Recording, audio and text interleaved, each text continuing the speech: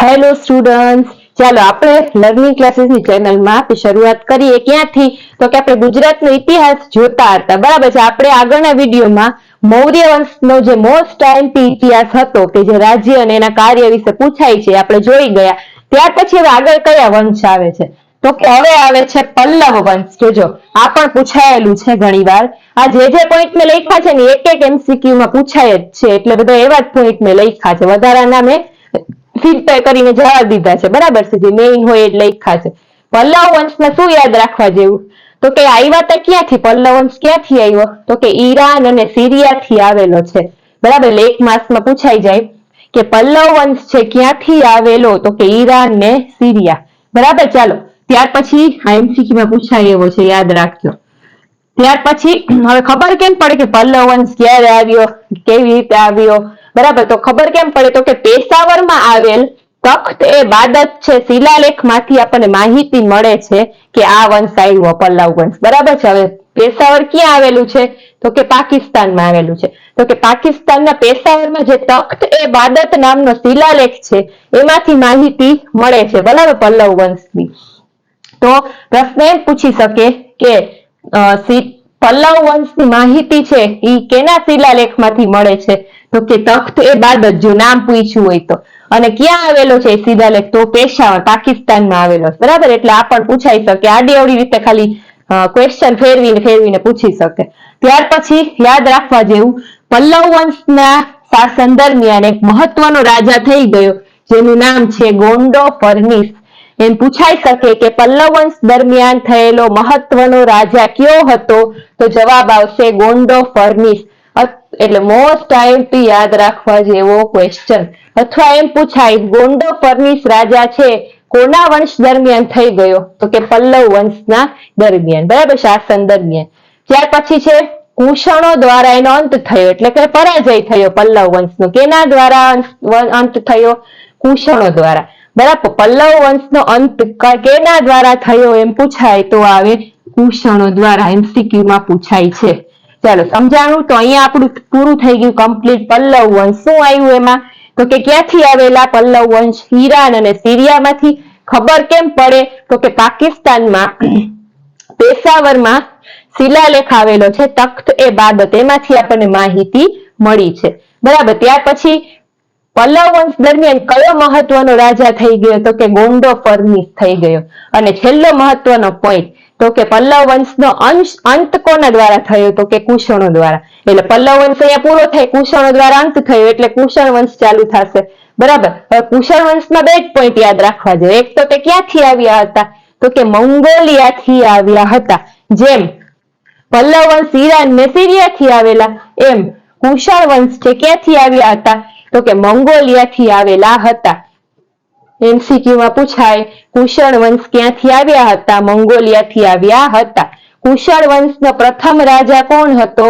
કેઝુલા કેડોફિસ. જો નામ થોડું અટપટું છે પણ યાદ રાખી લેજો, આઈએમપી ક્વેશ્ચન છે કે કુષણ વંશનો પ્રથમ રાજા કોણ થઈ ગયો? તો કે કેઝુલા કેડોફિસ. અથવા તો ઊંધું પૂછી શકે કે પ્રથમ રાજા કેઝુલા કેડોફિસ છે કયા વંશનો રાજા હતો પ્રથમ? તો કે કુષણ વંશનો. બરાબર, તો કુષણ વંશની આટલી જ માહિતી અત્યારે તમારે યાદ રાખવાની જરૂર છે. બરાબર, ચાલો ત્યાર પછી આવે છે કનિષ્ક. બરાબર, આ મોસ્ટ આઈએમપી રાજા છે. આના બધા પોઈન્ટ પૂછાય છે, અવારનવાર પૂછાયેલા છે એક્ઝામમાં. ચાલો જોઈએ.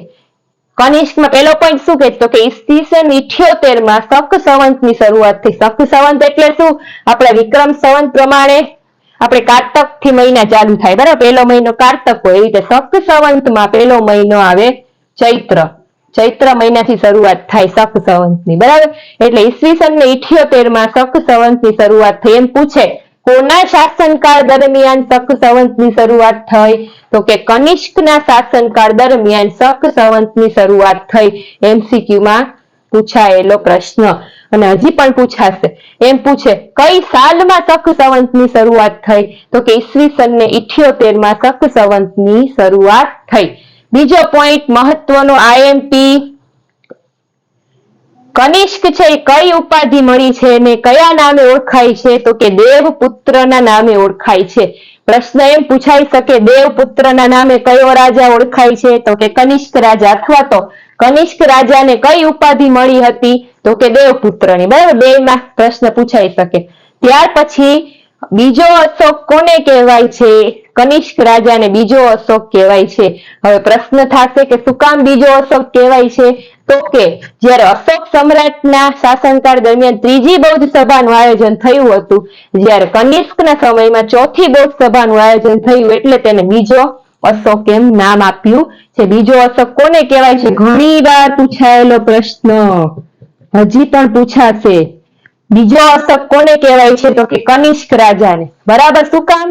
તો કે એના દરમિયાન ચોથી બૌદ્ધ સભાનું આયોજન થયું. ત્રીજી કોનામાં થયું હતું? સમ્રાટ અશોકમાં. ત્યારે જ મેં કીધું હતું કે ચોથી કનિષ્કમાં આવશે ત્યારે હું આગળ કહીશ.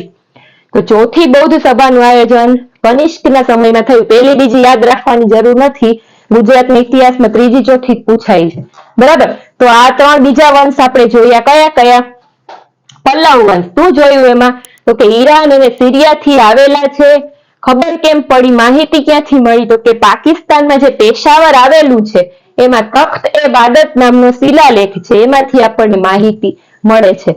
પલ્લવ વંશના સમયમાં મહત્વનો રાજા કોણ થઈ ગયો? તો કે ગોંડો ફર્નિસ નામનો એક મહત્વનો રાજા થઈ ગયો. અને પલ્લવ વંશનો અંત કોના દ્વારા થયો? તો કે કુષણો દ્વારા પલ્લવ વંશનો અંત થયો. ત્યાર પછી કુષણ રાજાનું, કુષણ વંશનું શાસન આવ્યું. એ લોકો ક્યાંથી આવ્યા હતા? તો કે મંગોલિયાથી આવ્યા હતા. અને એમાં પ્રથમ રાજા કોણ બની ગયો? તો કે કેઝુલા કેડોફિસ નામનો પ્રથમ રાજા હતો. બરાબર, આઈએમપી છે, પૂછાય છે. ત્યાર પછી આવે કનિષ્ક રાજા, મોસ્ટ આઈએમપી. ઈસવીસન 78 માં શક સંવંતની શરૂઆત થઈ. કનિષ્કના શાસન દરમિયાન શક સંવંત એટલે શું? તો કે ચૈત્ર મહિનાથી એની શરૂઆત થાય. દેવપુત્રની ઉપાધિ મળી કનિષ્ક રાજાને. બરાબર, ત્યાર પછી એને બીજો અશોક કહેવાય છે. શું કામ? તો કે એને ચોથી બૌદ્ધ સભાનું એના સમયમાં આયોજન થયું. ત્રીજી બૌદ્ધ સભા સમ્રાટ અશોકમાં યોજાઈ હતી, જ્યારે ચોથી બૌદ્ધ સભાનું આયોજન કેમાં થયું? કનિષ્કના સમયમાં, એટલે એને બીજો અશોક પણ કહેવાય છે. મોસ્ટ ટાઈમથી બધા પોઈન્ટ હતા. બરાબર, જ્યારે ફટાફટ રિવિઝન કરવાનો ટાઈમ આવે ત્યારે આજ મારા વિડીયો બધા જોઈને જજો. 1 માર્ક્સનું, 5 માર્ક્સનું, 10 માર્ક્સનું પૂછાય જ છે આમાંથી. બરાબર, તો આપણે બીજા 3 વંશ જોયા. ત્યાર પછીનો આગળ ગુજરાતનો ઇતિહાસ આપણે વધારશી મારા નેક્સ્ટ વિડીયોમાં. ત્યાં સુધી જો હજી સબસ્ક્રાઇબ ના કરી હોય તો કરી લેજો. તમારા બધા માટે આ મોસ્ટ આઈએમપી પોઈન્ટ હું લઈને આવું છું. બરાબર છે, ગુજરાતનો ઇતિહાસ બહુ જ વાર પૂછાય છે. ચાલો, તો ત્યાં સુધી મને રજા આપો. Thank you.